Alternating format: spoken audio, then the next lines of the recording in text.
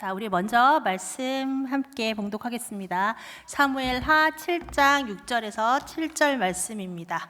우리 2절밖에 안 되니까 한 목소리로 함께 봉독하겠습니다.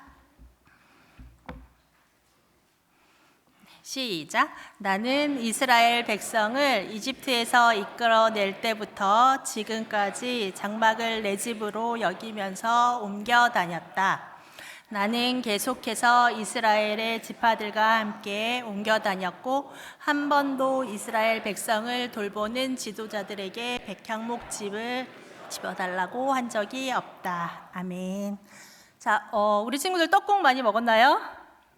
네, 한 살 더 먹은 것을 축하드립니다. 우리 어린이 친구들은 한 살 더 먹으면 기분이 좋지요?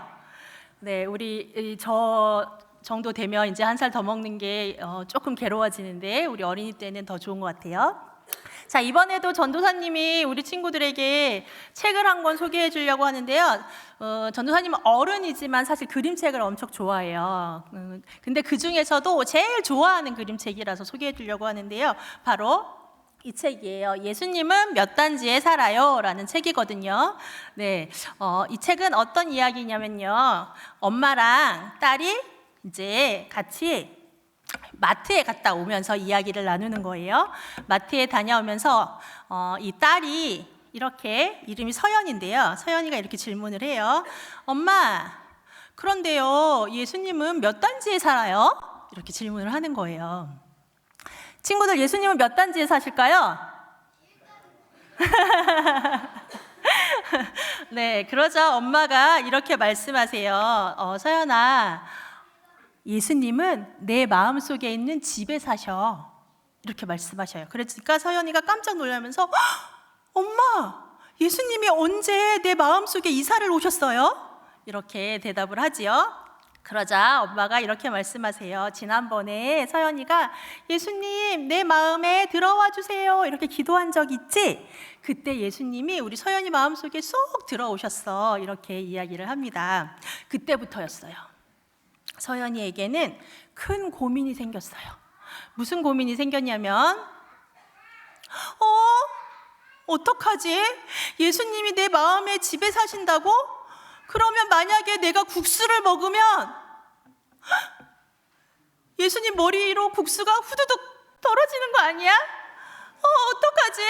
그리고 내가 만약에 이렇게 뛰어다니면 예수님이 이렇게 저렇게 넘어지는 거 아니야? 우리 아빠 마음의 집은 이렇게 넓은데 내 마음의 집은 너무 좁아서 예수님이 사시기에 너무 불편할 것 같은데 어떡하지? 이런 고민을 하게 되었어요. 자, 여러분, 우리 서연이가 하고 있는 이 고민이 정말 필요한 고민인가요? 쓸데없는 고민인가요? 네, 쓸데없는 고민이죠. 왜냐하면 서연이가 생각하고 있는 생각의 크기로, 서연이가 알고 있는 생각으로 하나님에 대해서 오해하고 있었기 때문에 이렇게 쓸데없는 걱정을 하고 있는 거예요. 그런데 우리 어린이교회 친구들은 지금 킹덤 스토리를 통해서 다윗과 하나님의 관계를 배우고 있어요. 다윗과 하나님의 이야기를 통해서 또 우리가 어떻게 하나님과 관계를 맺으며 살아가야 되는지 배우고 있어요. 그런데 서연이만 이런 오해를 하는 게 아니고요. 다윗도 이런 오해로 괜한 걱정을 하는 모습이 보이거든요. 그래서 우리 오늘은 말씀 속에서 다윗이 어떻게 하나님을 오해했는지 한번 말씀으로 들어가 보도록 하겠습니다. 자, 다윗이 어느 날 이렇게 산책을 하다가 가만히 생각해 보니까 하나님의 은혜가 너무 감사한 거예요. 다윗은 왕이 된 다음부터 그 전까지 계속 전쟁을 했잖아요. 그런데 드디어 모든 전쟁에서 원수들을 다 무찔러 주시고 하나님이 이 이스라엘 땅에 평화를 갖다 주셨어요. 다윗이 하나님이 너무 감사하고 하나님의 은혜가 너무 감격스러워서 이렇게 곰곰이 생각하면서 바라보다가 하나님, 저는 이렇게 멋진 백향목으로 지은 궁전에 살고 있는데 우리 하나님은 저렇게 초라한 텐트 속에서 살고 계시니까 제가 너무 마음이 아파요. 어떡하지요? 이렇게 걱정을 하다가 선지자님에게 말씀을 드려야겠다 하고 나단 선지자님을 불렀어요. 그래서 나단 선지자님이 이렇게 와서 다윗 왕님 부르셨습니까? 나단 선지자님, 저는 이렇게 멋진 왕궁에 사는데 우리 하나님은 저렇게 초라한 천막에 계시잖아요. 그래서 저는 하나님을 위하여서 멋진 성전을 지어드리고 싶어요. 이렇게 이야기를 해요. 그러자 나단 선지자님이 그거 정말 좋은 생각인걸요? 하나님이 우리 다윗 왕과 함께 하시니까 다윗 왕님이 하고 싶은 마음대로 하세요 라고 이렇게 다윗 왕님이랑 빨빨하고 갔어요. 그런데 다윗 왕의 생각이 정말로 멋진 것 같죠? 하나님을 위해서 멋진 성전을 지어준다고 하는 이야기가 정말 멋진 것 같죠? 그렇게 돌아가서 있는데 한밤중에 갑자기 하늘에서 하나님께서 나단 선지자님에게 찾아오셨어요. 네, 나단 선지자님에게 찾아오셔서 이렇게 말씀하세요. 뭐라고 말씀하시냐면 너는 내 종 다윗 왕에게 가서 이렇게 전하여라 하면서 하신 말씀이 오늘 말씀이거든요. 자, 뭐라고 말씀하셨는지 우리가 말씀 속에서 한번 보도록 하겠습니다. 네, 말씀 띄워주세요. 자, 6절 말씀. 나는 이스라엘 백성을 이집트에서 이끌어낼 때부터 지금까지 장막을 내 짐으로 여기면서 옮겨 다녔다. 나는 계속해서 이스라엘의 지파들과 함께 옮겨 다녔고 한 번도 이스라엘 백성을 돌보는 지도자들에게 백향목 집을 지어달라고 한 적이 없다. 이렇게 말씀하세요.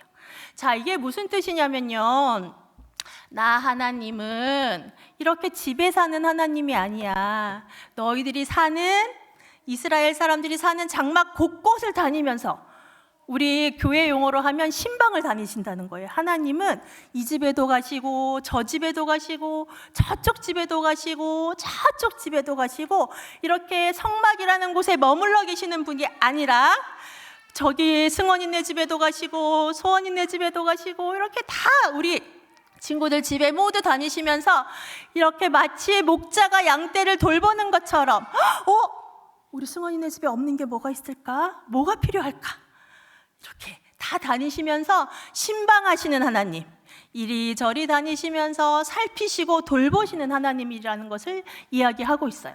그런데 그러면 다윗 왕은 왜 이런 기도를, 왜 이런 소망을 품게 되었을까요? 왜냐하면 이 시대의 고대 근동 사람들은 신은 신전에 있는 신이야. 그래서 우리가 신전에 찾아가서 신을 만나고 신전을 아주 거룩하게 가꾸고 신전에 예물을 드리는 곳, 그래서 신은 신전에 있는 분이야. 이렇게 고대 근동의 사람들은 생각을 했다고 해요. 그래서 다윗도 어쩌면 그 영향을 받았을지 모르겠어요. 그런데 지금 하나님이 말씀하시는 건 나는 다른 신들처럼 신전에서 대접받는 신이 아니야.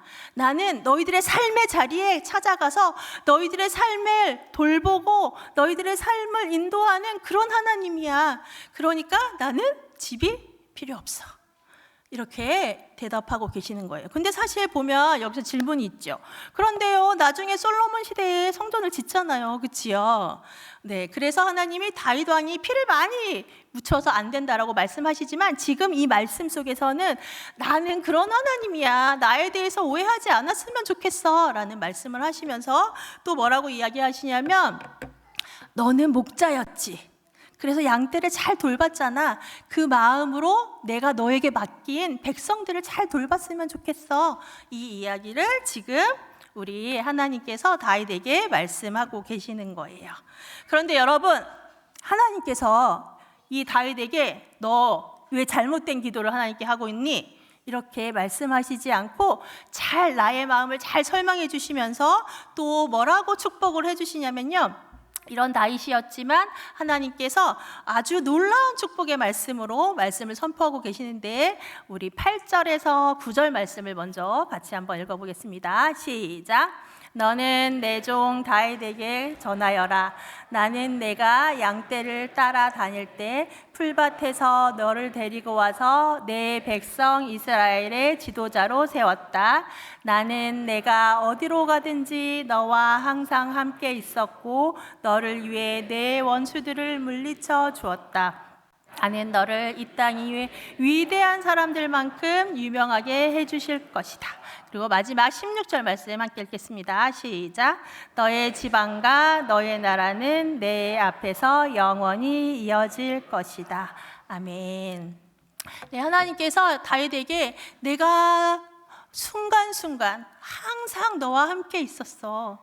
너가 목동에 있을 때부터 왕에 이르기까지 또 수많은 어려움과 고통 중에 있을 때 너랑 함께 항상 있었어. 그렇게 하시면서 뭐라고 말씀하시냐면 아까 우리가 좀 전에 읽은 16절 말씀 한번 다시 보여주실까요?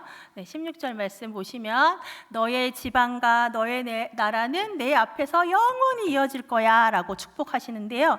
사실 우리가 이 말씀을 통해서 이 말씀이 그대로 이루어져서 다윗의 후손인 예수 그리스도가 이 땅에 와서 이 말씀이 성취되었다고 알고 있습니다. 그런데 하나님께서 다윗에게 이 말씀을 하실 때 이 말씀을 하신 뜻은 뭐냐면요, 다윗, 너는 나랑 이 세상 누구도 끊어놓을 수 없을 만큼 친밀한 관계가 된 거야. 이 세상 그 누구도 너랑 나를 갈라놓을 수 없어. 우린 그런 친밀한 사랑의 관계야. 이 말씀을 하고 싶었던 거예요.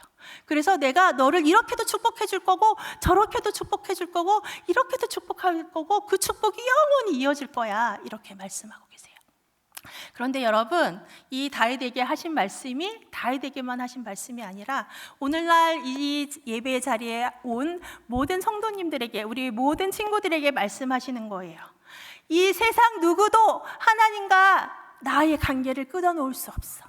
내가 예수 그리스도의 피값으로 너희를 샀거든. 그러니까 그 누구도 끊어놓을 수 없어. 그런데 여러분, 우리가 잘 알고 있는 것처럼 다윗은 넌 하나님 마음에 합한 사람이야, 이런 칭찬을 받은 사람이잖아요. 어떻게 그런 칭찬을 받을 수 있었냐면 수많은 고통과 어려움의 시간들을 겪으면서 하나님의 마음을 잘 아는, 하나님의 생각을 잘 아는 사람으로 만들어 주신 거예요. 우리가 아는 것처럼 다윗은 정말 큰 어려움을 많이 겪었어요.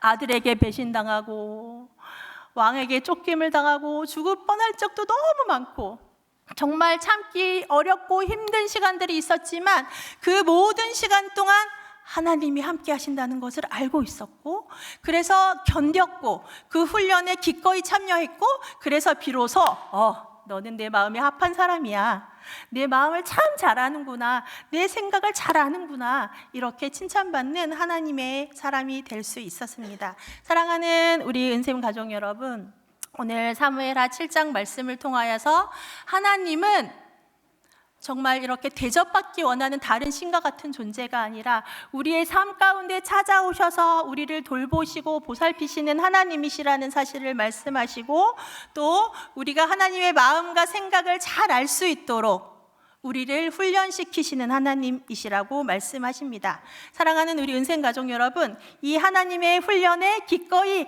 네! 하고 순종하시면서 참여하시겠습니까? 전 너무 바빠요. 숙제할 게 얼마나 많은데요. 저 회사 일 때문에 너무 바빠요. 출장도 가야 되고요. 얼마나 바쁜데요. 그래서 말씀 볼 시간이 없고요. 큐티할 시간이 없어요. 지금 게임도 해야 되고요. 진짜 할 일이 너무 많거든요가 아니라, 하나님이 부르실 때 그 힘이 얼마나 어렵고 힘들지라도 기꺼이 순종의 말씀으로 나아가서 하나님의 마음과 생각을 더 잘 알게 되는 우리 은생가족 여러분이 되시기를 예수님의 이름으로 부탁합니다. 이 시간 함께 잠깐 우리 말씀을 기억하면서 기도했으면 좋겠습니다. 하나님, 제가 다윗처럼 하나님의 말씀과 마음을 더 알기 원합니다. 하나님과 더 가까워지는 그런 훈련의 시간이 비록 힘들고 어려워도 기꺼이 순종하며 그 자리에 임하는 제가 되게 해주십시오. 이렇게 기도의 제목 가지고 우리 목소리 내어서 한번 같이 기도했으면 좋겠습니다. 함께 기도하겠습니다.